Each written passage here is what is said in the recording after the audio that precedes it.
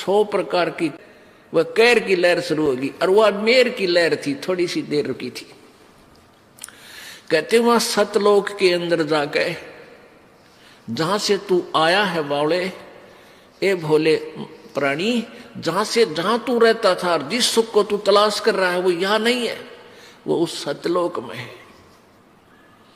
उस सतलोक के अंदर शंखों लहर मेहर की उपजे, और कहर नहीं जा कोई, और दास गरीब अचल अविनाशी, और सुख का सागर सोई। वो सदा रहने वाला स्थान है, वो शाश्वतम स्थान है सतलोक।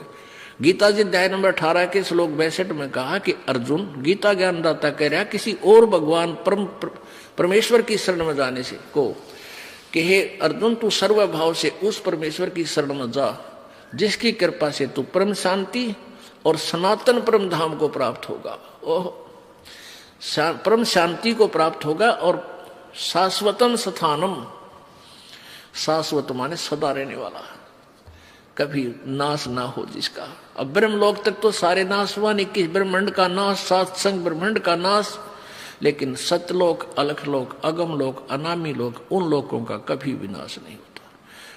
तो उस वहां चलने के लिए परमात्मा कहते हैं जहां तुम रहा करते थे, और वहां जाकर तुम्हें सुख होगा। वह ना तो जाड़ पड़वाणी के बुढ़ापा नहीं आवे, ना आंख बनवाणी, ना बीपी हाई हो, ना लो हो। ये 5 तत्व का पुतला नहीं है वहां पर। वहां तो एक नूरी शरीर है, एक तत्व का, असनाविरम शुक्रम अकायम। ओह, वहां परमेश्वर का भी शरीर ऐसा ही है, नूर का है, अपना भी नूर का है। अब जैसे ये पारखी है कबीर पंथ में, पारखी बने हुए हैं कबीर साहिब के पंथ में, कबीर जी का नाम लेकर पंथ चलाते हैं, और पारखी नाम रख रखा है, पारख सिद्धांत। वो कहते हैं कि परमात्मा कोई नहीं है, ये जीव ही भगवान है, यही प्रभु है, जीव खुद ही सृष्टा है। अब पुण्य आत्माओं, आत्मा, और फिर नाम रखा परमात्मा। परमात्मा शब्द क्यों बोलते हो फिर तुम? यानी कोई श्रेष्ठ आत्मा भी है, जो सबसे श्रेष्ठ आत्मा है, हमसे उत्कृष्ट आत्मा है, वो हमारा स्वामी है। एक आत्मा और परमात्मा। तो आत्मा का वहां शरीर जो है इतना नूर का है, इतनी चमक है, जैसे ये 5 तत्वों से बना है शरीर। और इस 5 तत्व कौन से हैं? ये अग्नि, वायु, और ये जल, पृथ्वी, आकाश। और इसमें कोई सा नहीं दिखता, नजर आओ आपने कितना नहीं। इसी प्रकार वहां सतलोक के अंदर एक नूरी शरीर है, तेज, एक तेज तत्व से, और उससे इतना सुंदर शरीर बनता है, मुलायम सा, और ना वो कभी ओल्ड होता, बूढ़ा नहीं होता, सदा युवा रहता है। और उसमें ना बीपी हाई हुआ ना लो हुआ, क्योंकि वो ब्लड से बना हुआ नहीं है। तो ऐसा ही परमेश्वर का शरीर है, वो परमात्मा है। उनका इतना तेज है सूर्य का, उनके शरीर में इतना तेज है, वो इतने सर्वशक्तिमान शक्तिशाली है। हमारा इतना तेज है, 16 सूर्य जिसका प्रकाश होता है, इतना तेज आत्मा का शरीर है।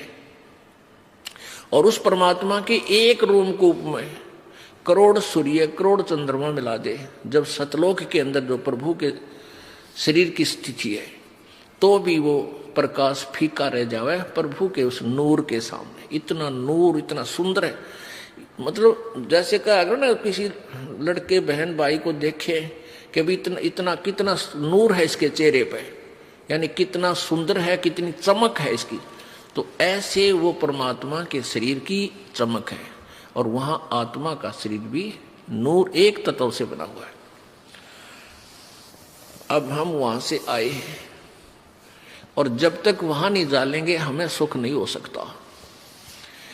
वहां जाने के लिए कौन सी विधि अपनानी है, कैसी अपनानी है, कैसा संत चाहिए, कौन सा मंत्र चाहिए, वो ये दास बतावेगा।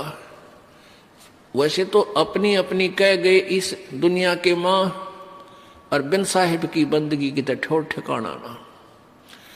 अपनी अपनी सभी बताते हैं, ये दाप कर लो, ये भक्ति कर लो, ये मंत्र कर लो, एक माला दे दी, ले कंठी, तू चेला मैं गुरु।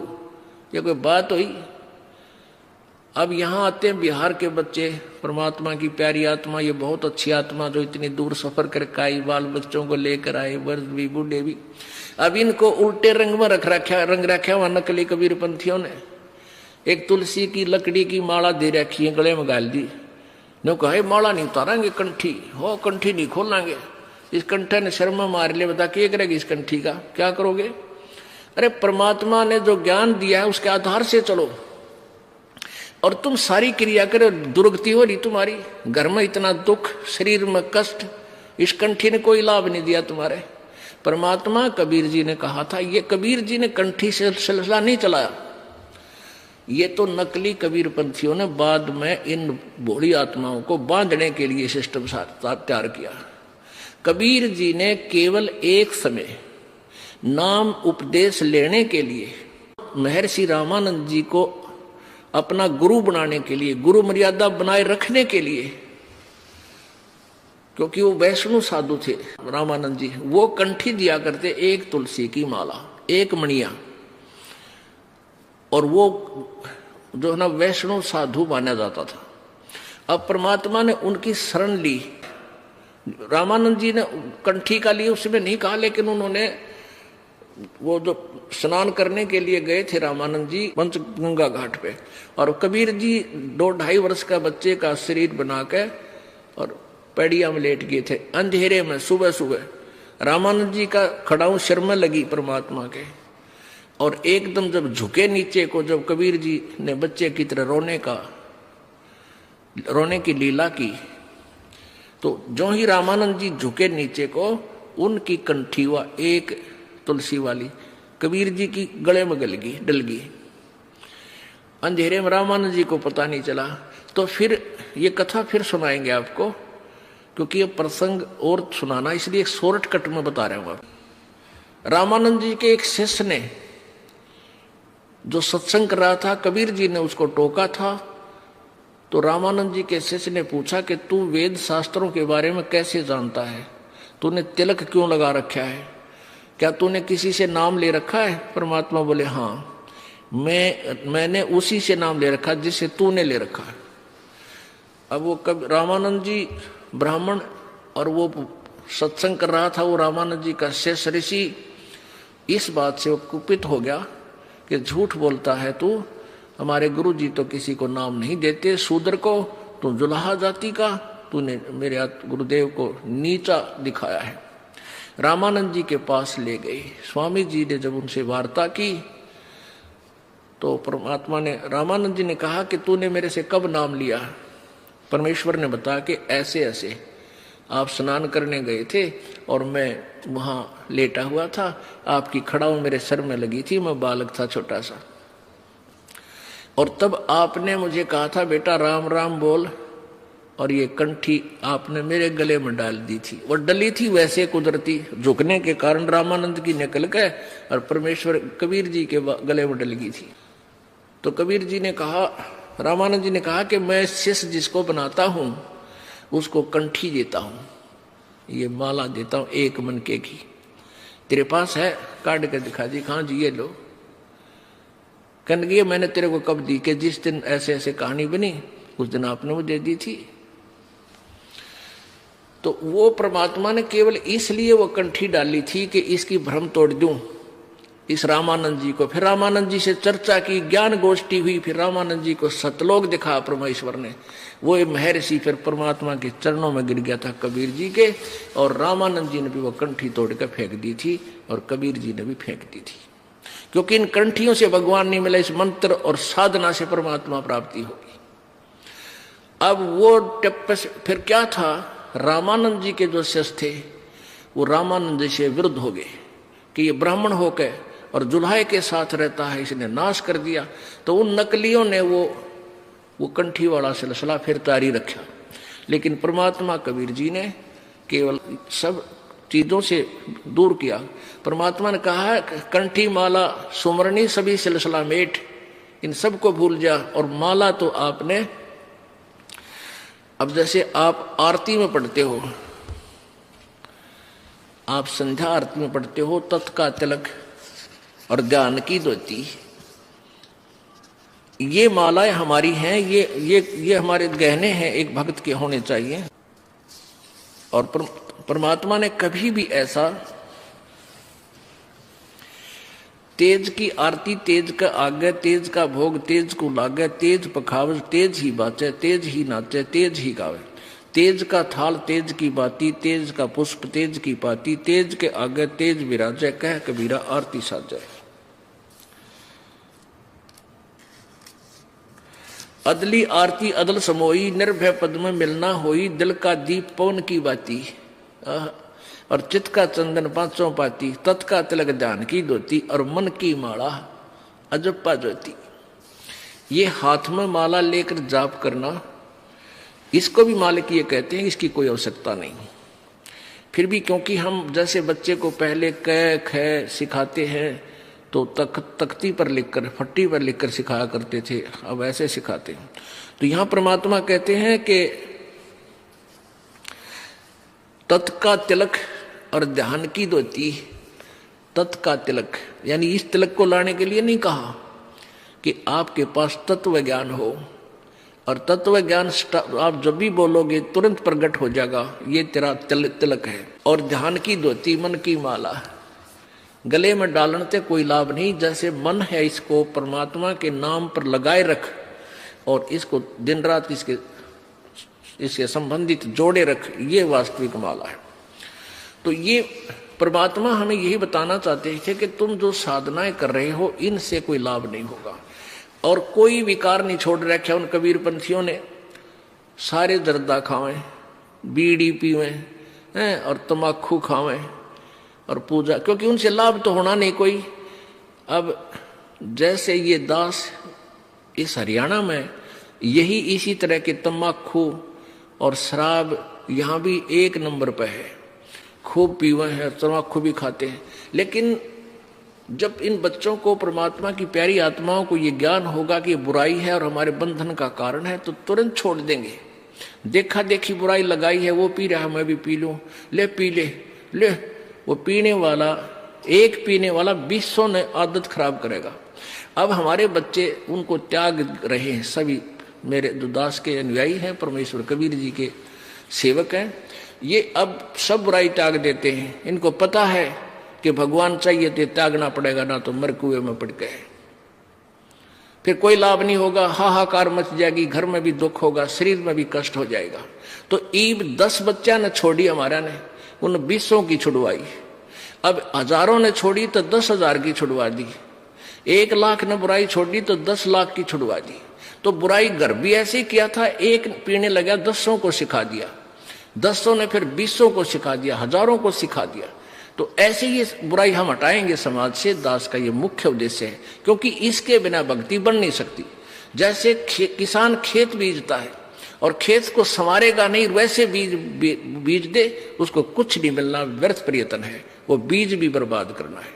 तो दास का उद्देश्य है कि पहले आपको हर बुराई से दूर करूं जो आवश्यक ही नहीं है हमारे मनुष्य जीवन की, और फिर ये नाम रूपी बीज आप में बोऊंगा। देखियो परमात्मा कितना सुख देगा आपको।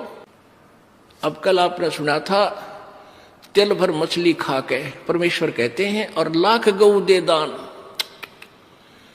एक गऊ, लागड़ गऊ, दूध वाली गऊ दान देने का बहुत पुण्य लिखा पुराणों में।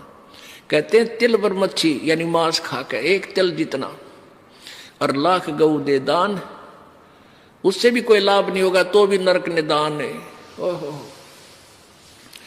तो इसी प्रकार परमात्मा कहते हैं जरा सा भी तम्बाकू खा लिया इस नाम लेने के बाद, और बीड़ी सिगरेट पी ली या पान खा लिया जिसमें नशा होता है, तो उसी दिन तेरा भक्ति नष्ट हो जाएगी, ये नाम नहीं रहेगा। अब समझदार व्यक्ति नहीं गलती करेगा। जैसे माता गर्भ को रख यतन बना और ठेस लगे तो छन्न हो तेरी, ऐसे भक्ति जा। किसी बहन को 5, 7, 10 वर्ष में कोई गर्भ रहा हो, फिर वो रात में भी दुखी रहती है, चिंतित रहती है, जब वो करवट लेती है तो भी एकदम उठ के बैठ जाती है, कहीं मेरे बच्चे पर दबाव तो नहीं पड़ गया और ये खराब तो ना हो गया है, भगवान मेरा गर्भ खराब ना हो जाए। तो वो फिर उसको प्रफुल्लित कर लेती है, फिर वो बालक, वो लाल उसको प्राप्त होता है। ऐसे ही ये भक्ति है, इसको इतने जतन से रखना पड़ेगा आपने, यदि परमात्मा चाहते हो ना, या आने की कोई आवश्यकता नहीं, क्यों डले ढो खाम का। और आज देखना कुछ दिनों के अंदर ये समाज सुधरेगा, आपकी हर इच्छा परमात्मा पूरी करेगा, घर का दुख मिटेगा, शरीर का कष्ट मिटेगा, जो लाखों रुपए से बिना मिटना था। तो फिर आपको कितनी शांति और कितनी खुशी होगी और कितनी उमंग से आप आओगे। पहले वो बीमारी पर पैसा लगाते थे, फिर दान में खर्चोगे और दान से आपको पुण्य होगा। कहते हैं धर्म तो दसके नहीं, दसके तीनों लोग, और खैर आए तुम्हें खैर है कीजिए आत्म भोग। अब हमने ये साधना करके, क्यों करते हैं साधना? कि हम सुख सागर प्राप्त करें, हम सतलोक में चलें। हम कहां से आए थे और क्यों फंसे काल के जाल में? आप जी को अब एक सृष्टि रचना सुनाना चाहेगा ये दास, जो परमेश्वर पूर्ण ब्रह्म कबीर परमेश्वर जी ने अपने द्वारा रची हुई सृष्टि को स्वयं ही आकर बताया है। क्या बताया था परमात्मा ने? धर्मदास ये जग बोराना, कोई न जाने पद निर्वाणा। यही कारण मैं कथा पसारा, सबसे कहिए एक राम नियारा। यही कथा जग जीव सुनावो, सब जीवों का भरम नसाओ। भरम गए जग वेद पुराणा, आदि राम का वेद न जाण्या। अब 600 वर्ष पहले परमात्मा ने ये कहा था कि धर्मदास अब तुझे मैं ब्रह्मा विष्णु महेश की उत्पत्ति बताता हूं। अब मैं तुमसे कहूं चिताई, और इस तेरे देवन की उत्पत्ति भाई, तेरे तीनों देवताओं का जन्म कैसे हुआ ये बताता हूं। अब धर्मदास जी चिंगर गया कि हे महाराज आप तो बड़े, क्योंकि कबीर परमेश्वर जी मुसलमान फकीर के रूप में मथुरा में मिले थे उस पवित्र आत्मा धर्मदास जी को, और परमात्मा ऐसे काटे का ज्ञान सुना रहे थे। धर्मदास जी उकस उकस के नाराज हो रहे थे अंदर अंदर से कभी, और फिर ज्ञान तथ्य देखकर सामने गीता और वेदों को और पुराणों को, फिर कुछ मन में सोचने पर विवश भी हो रहे थे। अब परमेश्वर कबीर जी ने जो सृष्टि रचना सुनाई थी, ये दास आपको एक बार मौखिक सुनाएगा वर्बली, और फिर आपको प्रमाण दिखाएंगे अपने ही सदग्रंथों में। हे भगवान, तो पुण्यात्माओं, पूरा विश्व परमेश्वर की परिभाषा से अपरिचित है, और जब तक हम परमात्मा की परिभाषा से परिचित नहीं होंगे हम भक्ति भी नहीं कर सकते। क्योंकि ये नकली संत, ये महंत, ये मंडलेश्वर महर्षि आपका ऐसे ही हंडोला बनाए रखेंगे, ये नाम ठीक है वो ठीक नहीं है, ये ऐसी भक्ति करो ये ऐसा कर लो। कोई बात हुई या? अब एक भगवान और उसके पाने का रास्ता भी एक ही है। आम का बीज एक ही है, आम की गुठली, और बबुल का बीज बीज करने का ये भी आम देगा, कभी नहीं लगेगा। सबसे पहले परमेश्वर पूर्ण ब्रह्म कबीर देव जी अकय लोक में रहते थे।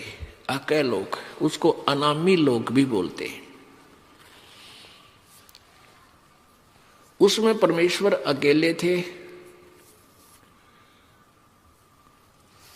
उस पूर्ण परमात्मा ने, कबीर जी ने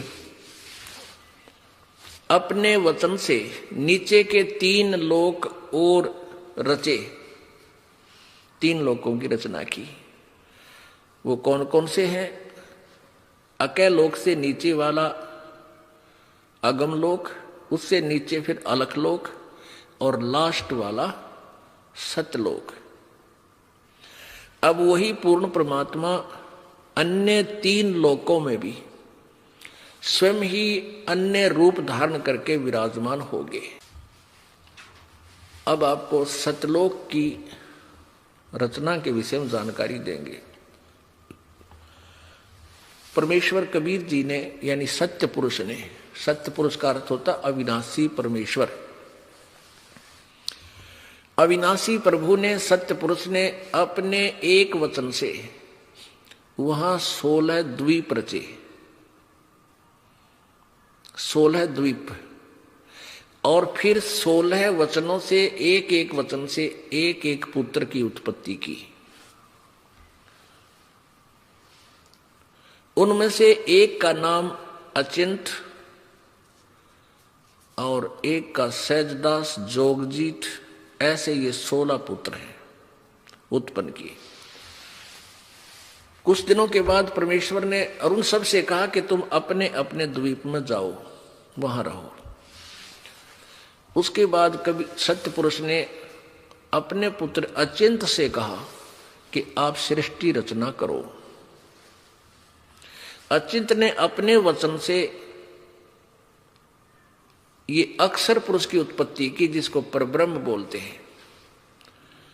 अक्षर पुरुष वहां चला गया। एक मान सरोवर है जो प्रभु ने रचा था शब्द के साथ ही। उस मान सरोवर में अमृत जल है। स्नान करने के लिए अचिंत चला गया। वहां श्वासों से शरीर नहीं हमारा, श्वासों से शरीर हो तो फिर वो गिनती में आ जाता है, अमर नहीं रहे। जैसे एक ट्यूबलेस टायर होते, उसमें हवा नहीं भरनी पड़ती, रबड़ के टायर होते हैं। और एक ट्यूब वाले वो तीसरे दिन पाटे रहे, पटाखा बोलिया रहा उसमें। तो ऐसे वहां शरीर बगैर हवा, बगैर प्राणों के, बगैर श्वास के है। वो जाकर के अचिंत मानसरोवर में नहाने गया था, वहां जाकर लेट गया और मस्ती में नींद आ गई, बहुत गहरा चला गया। अब काफी समय तक बाहर नहीं आया तो परमेश्वर कबीर जी ने, सत्य पुरुष ने, उसी अमृत जल से जल लिया अपने हाथ में और अपनी वचन की शक्ति से एक अंडा बना दिया।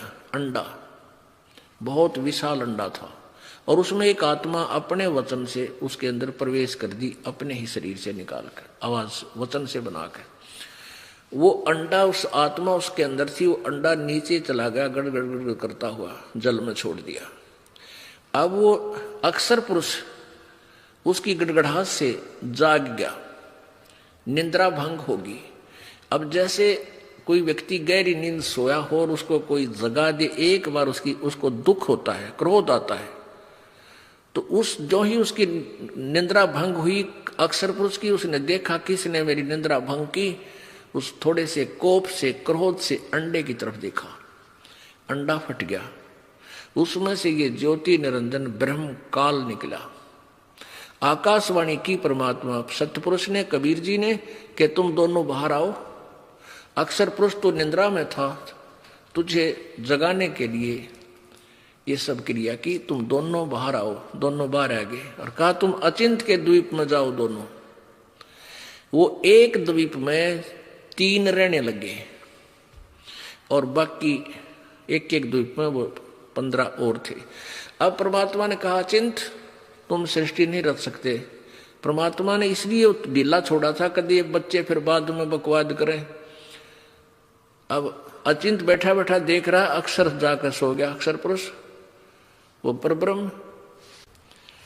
अब तुम कोई सृष्टि नहीं करोगे, मैं ही करूंगा। तब परमात्मा ने हम सभी आत्माओं को, जितने भी आज कुत्ता, गधा, सुअर, चींटी, हाथी, देवता, मनुष्य बने हैं, ये सब परमेश्वर कबीर जी के बच्चे हैं।